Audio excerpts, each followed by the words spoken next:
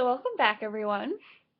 For my third book, I chose Tiger Eyes by Judy Blume, and I would recommend this book for 7th or 8th graders, just because it does deal with a little bit more mature content. Her father is murdered, and it's just a little bit more of a brutal death than the other two books. So this story is the story of Davy Wexler, who is about 14 years old, and her father, like I said, is shot and killed in a robbery of his store, and she has to kind of deal with the grief that results from that, and also feeling like she's responsible for it. And it's hard for her because she doesn't really have a parent to comfort her during this time, because her mother is just so grief-stricken herself that she can't really comfort her own children. So Davy feels very much so alone, and like she really has no one to turn to.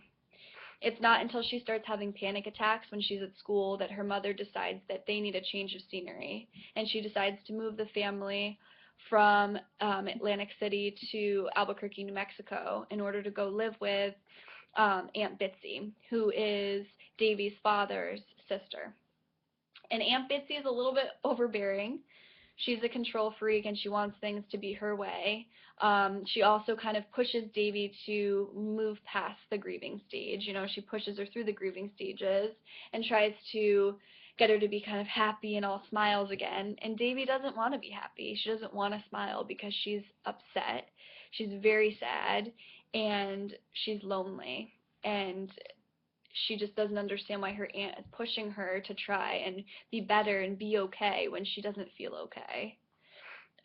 It's not until Davy meets Wolf, or Martin, um, that she really starts to cope with her father's death, and really starts to move forward in her life, and move past like the depression that she's feeling.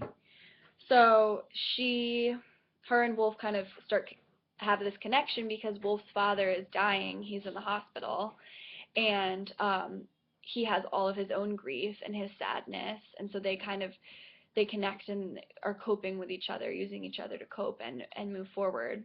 They spend a lot of time out in the natural world in New Mexico, hiking around, watching the lizards, and just kind of taking in the beauty of the land, which really helps them to cope as well.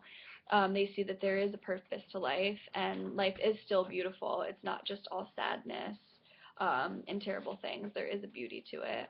And so they kind of have a reason to keep going, and are looking more so towards the future with excitement. Um, so yeah, they don't feel alone anymore, either of them, which is wonderful. So I'm going to read a passage from Tiger Eyes, and it's a dialogue between Wolf and Tiger. He calls her Tiger.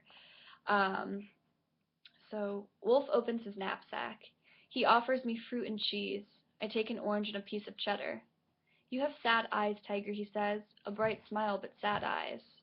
He waits for me to say something. I don't. You want to talk about it, he asks. No. Okay. We sit quietly for a moment.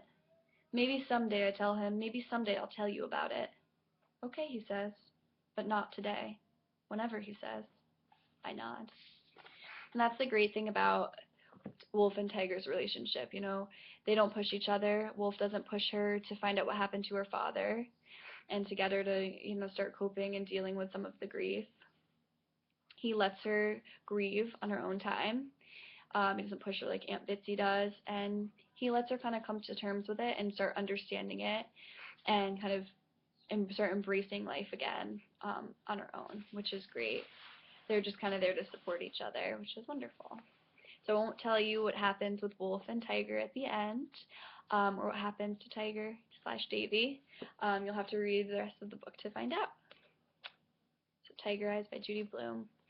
So yeah, all three of the books, Tiger Eyes, Bridge to Terabithia, and Missing May, are wonderful reads, especially if you've lost someone in your life, or if you just want to read about characters and how they've experienced loss in their lives and how they've coped with it and moved forward in their lives, and embrace life again.